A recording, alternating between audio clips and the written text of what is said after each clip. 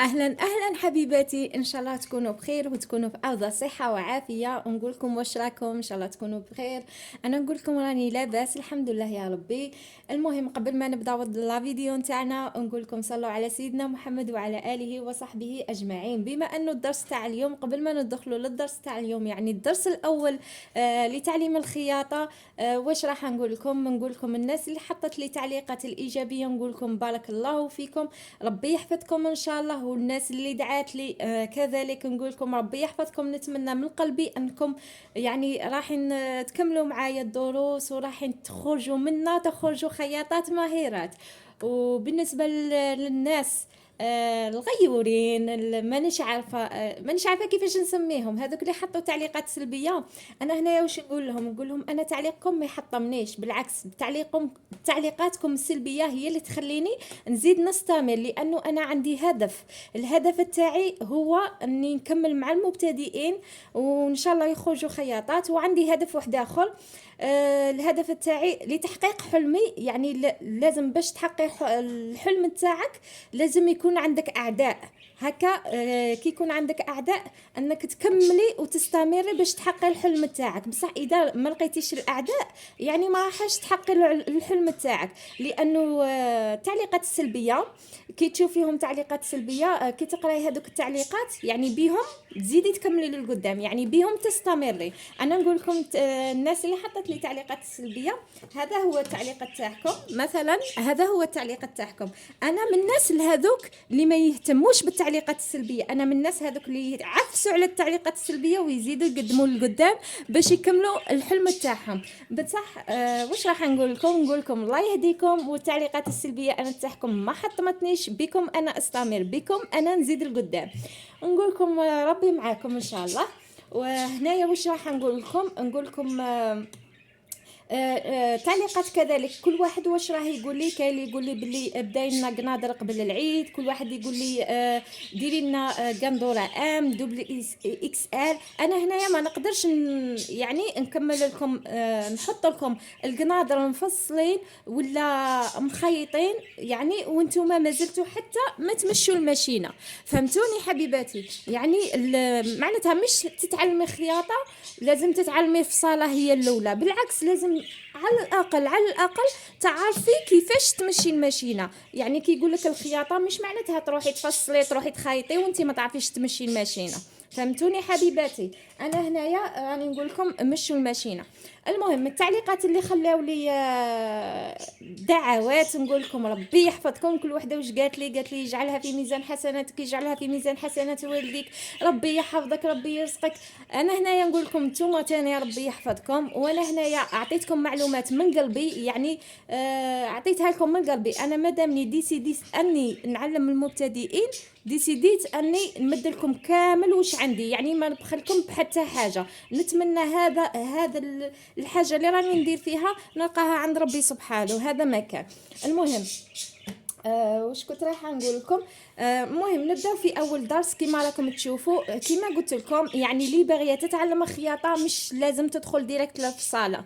يعني الصاله يعني كل حاجه بحاجتها. ما تنسايش باللي قدامك راه كاين صوالح بزاف، هادو صوالح بزاف لازم انك تمشيهم، لازم انك تفوتيهم. يعني مش تروحي للصاله ومن بعدها كي تفوتي للصاله كي تجي في كيما نقولوا الجهه تاع خياطه، كاينه واحده الجهه اللي تلقاي فيها انك باللي ما تعرفيش ديك الحاجه. هنايا تقولي كوني تعلمت هذيك من قبل. فهمتوني؟ دوكا نروحوا للماشينه، يعني نتعلموا كيفاش تخيطوا على الماشينه، كيفاش تبيضالو، يعني كيفاش لازم نتوما تتحكموا في الماشينه، مش هي تتحكم فيكم، لازم نتوما تتحكموا. وانا هاد الدروس اللي راني نعطي لكم فيهم بالك الناس اللي راكي تتعلمي عندهم بالدراهم وما يعطوكش هادو الدروس. بالك الناس يعني الاسرار اللي راهم في الخياطه، الاسرار اللي راهم في الفصاله، يعني انا راني نعطيكم من قلبي. بالك الناس هادو اللي راكي تخلصي فيهم التكوين المهني اللي راكي تقراي فيه ما يعطوكش هادو الاسرار.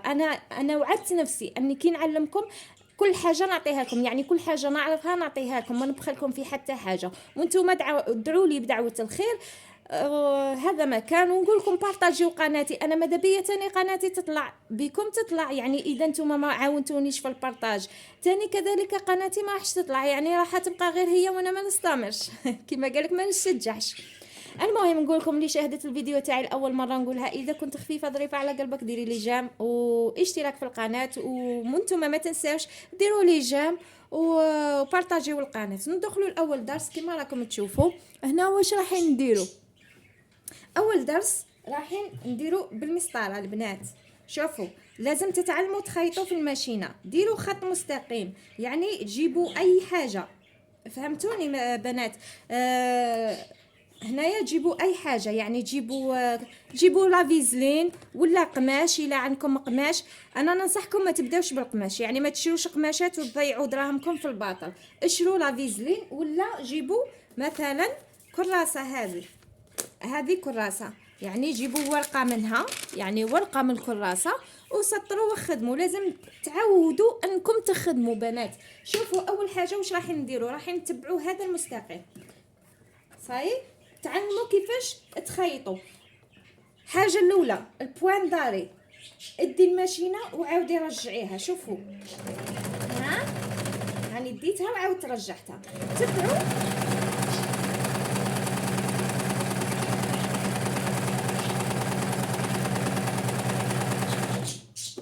في النهايه، دائما النهايه تاع الخياطه كذلك بوان داري، يعني تدوا وتعاودوا ترجعوا. كاين ناس بزاف ما يعرفوش هذه بوان داري.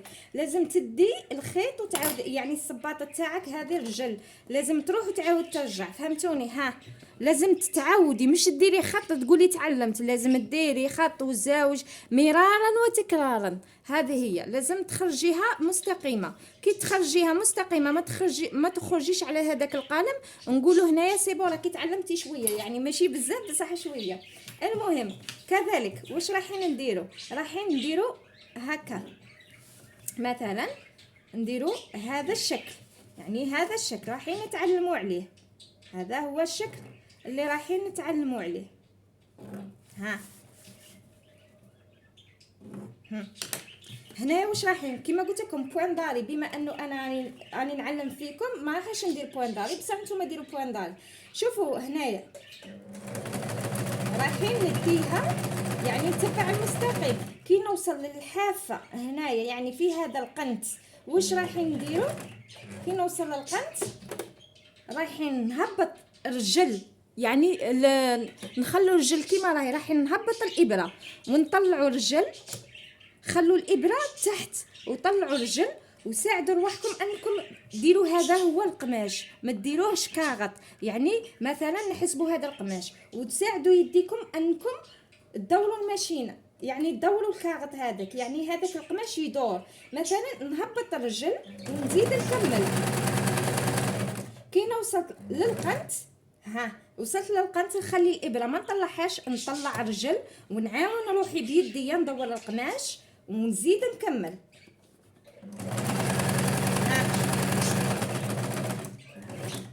هاي دي وصلت للحافه هنا واش راح ندير؟ نهبط الابره ونزيد نطلع الرجل، ندور يعني نساعد روحي في هذاك القماش، ندوره مليح مليح، يعني نساعد يديا لازم تكونوا خفاف. هذا هو مثلا هذا القماش ندور، يعني نساعد القماش يدور بيديا.